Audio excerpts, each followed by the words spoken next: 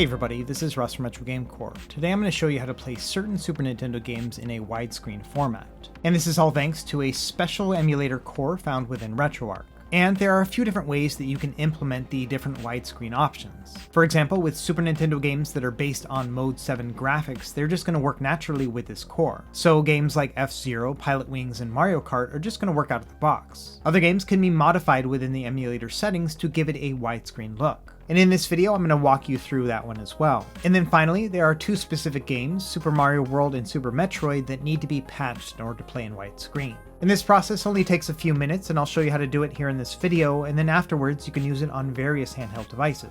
Before we get started, one note here is that you will need a pretty powerful machine to be able to play this RetroArch core. And so at the very least, you'll need something like the Retroid Pocket 3 Plus to be able to handle most games. And even then, this can't play all of them. For example, Super Mario World and Super Metroid don't actually work on the RP3 Plus. But other, more powerful handhelds will work with these games no problem. So you'll be able to play the widescreen versions of Super Nintendo games on systems like the Logitech Cloud, the AYN Odin, and even the Steam Deck. I think we're going to have a lot of fun here, and so without any further delay, let's jump into it.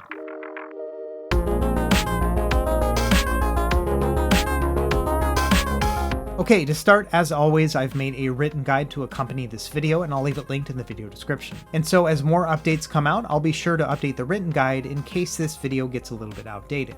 Now in this video, we're going to focus on playing these widescreen Super Nintendo games within RetroArch.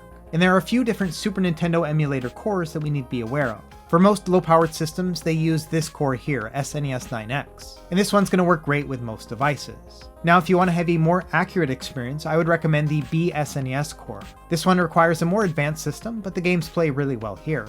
And finally, if you want to play the widescreen versions of these games, you need this specific core here, BSNES HD Beta. And so I'm also going to install this one here in RetroArch.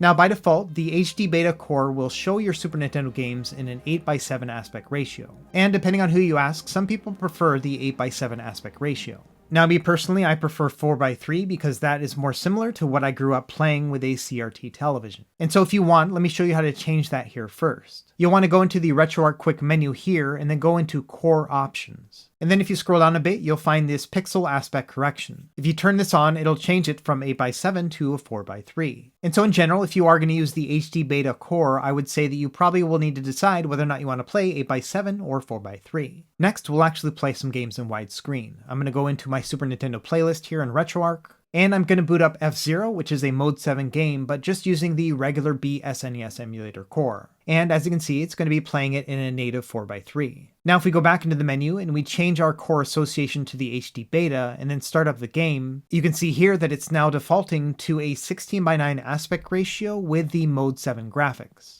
And that's because by default, the HD Beta core will widen any of the Mode 7 graphics automatically. And so if you want to play any games that are predominantly Mode 7 graphics, things like F-Zero or Pilot Wings or even Super Mario Kart, these are all going to run at a 16:9 aspect ratio when you're playing something that's using Mode 7 graphics. Now by default, when you're playing a scene that does not have Mode 7 graphics, for example the front menu with Super Mario Kart, it is going to revert back to 4:3. It's only going to show the widescreen during the moments where it actually can do that with the Mode 7 graphics. So in a nutshell, when it comes to Mode 7 games, all you really have to do is just load up the game with that one specific BSNES HD Beta core. But there are some nuances that I want to discuss before moving on. Number one is that the Mode 7 graphics in this core will actually be upscaled from a 240p resolution to 480p by default. This is going to make those 3D type graphics just look a little bit sharper and clearer. In fact, you can even go into the core options and increase it even further if you have a very powerful system. Now on more lower powered systems, even something like the Odin, it won't actually play at full speed when you first start it up. And that's because while Odin can play widescreen versions of these games, it really can't keep up with that 480p upscale. And so games like Mario Kart and F-Zero are going to play less than 60 frames per second.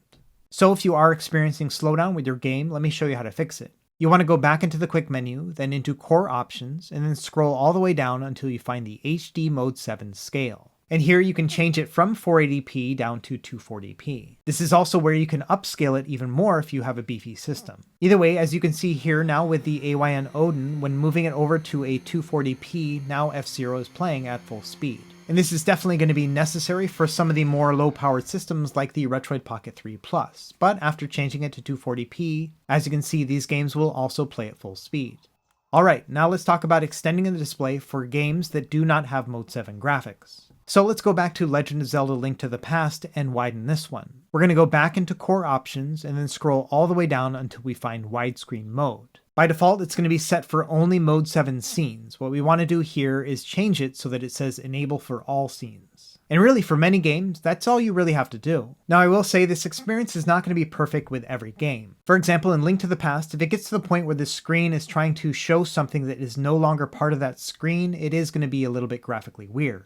For example, here behind these guards, you can see that it's showing a different part of the map. So it's really going to depend on the game itself and where you are on the map. For Legend of Zelda: Link to the Past, I would say 5, maybe 10% of the time you would see a little bit of weird artifacting on the left or right. But for me personally, I found that the widescreen hack overall was well worth it.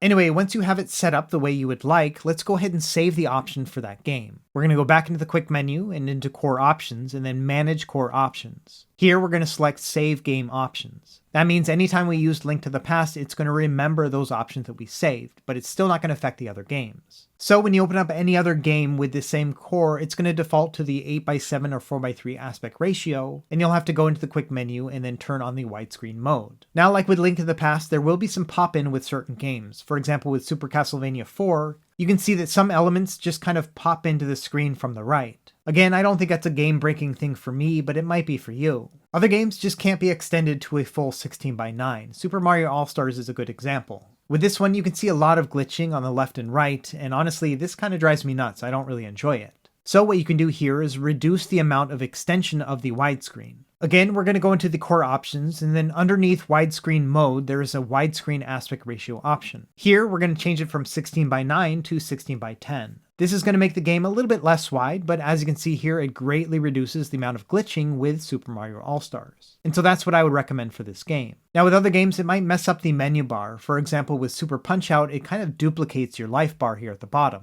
So this is actually a pretty easy fix too. We're going to go into Manage Core Options again, and then there are 4 different options of adjusting the background layer for widescreen. What you want to do here is experiment with each of these 4 and see if one of those will actually toggle off the widescreen effect for that section. I've already done this a bunch for Super Punch-Out, so I know you need to do this for layer 3. So what you'll do here is you'll go into the setting and then select Disable Widescreen for this layer. Going back into the game, you can see that now we are no longer having a duplicate of the life bar. And so if you are having this effect with certain games, you can play around with those 4 layers to see if you can get it right. Now another thing I found that by default, some Mode 7 games will actually have black bars on the top left and right. And this seems to happen most often when playing the Android version of RetroArch. And this is actually a pretty easy fix too. You would just go into the core options and then change the widescreen mode from being Game 7 scenes only to all scenes. What that's going to do is use a combination of the Mode 7 widescreen that's already by default, but then it'll extend those 2 parts that are covered by those black bars. And this is only really going to affect games like Mario Kart, F-Zero, and Pilot Wings. Now finally, 2 games need to be patched, and so let me show you how to do that real quick. As you can see, I already have the Super Mario World and Super Metroid ROMs here in my Downloads folder. And for Super Mario World, this patch is going to be compatible with just about any ROM, but for the Super Metroid patch, you need one specific ROM file. This one needs to be in an SMC file format, and it needs to be one specific version. We can actually test this using a tool I'll have linked in my video description. All you really have to do is just drag and drop the file into this CRC32 file checksum checker. And this is the checksum number that we're looking for here, D63ED5F8. If your ROM file does not bring up this code, then you need to find a different one. Anyway, I have more information about this in the written guide. But before we do Super Metroid, let's do Mario World first, because this one's a little bit tougher. To start, we're going to go to this GitHub page here, which has the widescreen patch files, and we're just going to download this one zip package. Now within this folder, in addition to having BSO and BPS files, you'll find a bunch of PNG images too. And that's because you can patch Mario World to different widths depending on what you plan to play it on. For example, if you use any of the patches that have the word RAW on them, that means it's going to extend the original 8:7 display. And so if you prefer to have an 8:7 aspect ratio but extended further, that's what you would use. Now if you prefer to extend something that's originally a 4:3 aspect ratio, you would want to use the PAR version of these patches. This will essentially give you that CRT television feel, but in a 16:9 aspect ratio. Additionally, there's an extra wide option if you prefer to have it in an 18:9 aspect ratio instead of 16:9. So let me show you a few examples here. This is the PAR version, or the 4:3 version extended to 16:9 here on the Odin Pro. And I can use that same 16:9 patch here on the Razer Edge. Now this device has a 20:9 native aspect ratio, and so I could go even wider if I'd like. For example, here's the 18:9 version of Mario World running on the Razer Edge. So my recommendation here was to go through the different images and find whichever one works best for whatever device you plan on playing the game on. In this example, we're going to use the PAR version of the regular 16:9 widescreen. So I'm going to take these two files, I'm going to extract them to my downloads folder, and then we're ready to actually patch the ROM itself. We're going to go to this page right here, which again will be linked to my written guide. And here we're going to drag and drop the Mario World ROM, and then also the patch file, which is the BPS file. With any luck, the hash on your ROM file will turn green with a green check mark, which means that you're going to be able to use this patch. If this doesn't work, you'll need to try a different ROM file. Anyway, all you have to do is press apply patch and it'll save it onto your computer. And then the last thing you need to do here is you need to make sure that your ROM file and your BSO file have the same name. And so for each of these two files, I'm going to rename them to Super Mario World Wide. Next, in my ROM folder, I'm going to move both the ROM file as well as the BSO file. And that's it, that's all you really have to do in order to play Super Mario World in widescreen.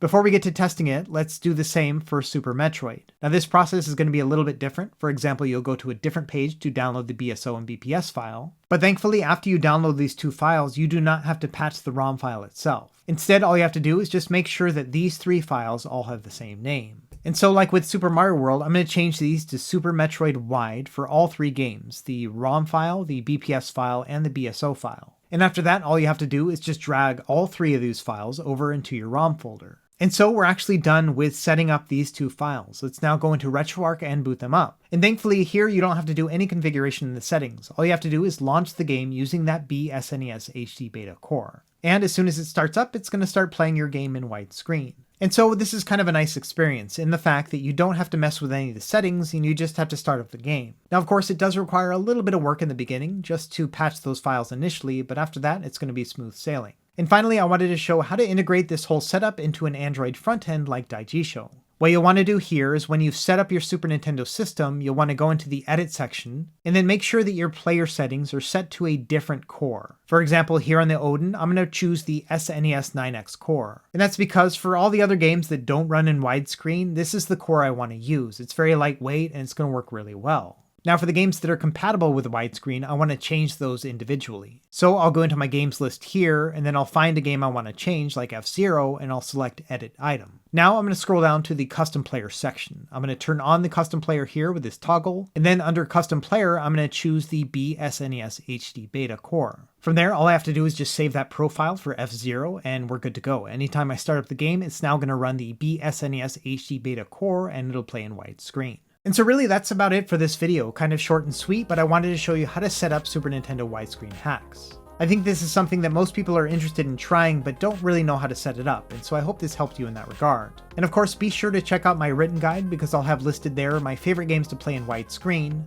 and I'm also going to link to a page that has a list of every single game that's been tested to play in widescreen. As it stands right now, it's only going to be a handful of games that play, and mostly the ones that I showed off in this video, but you never know, there may be some beloved game from your childhood that you'll be able to play now in widescreen.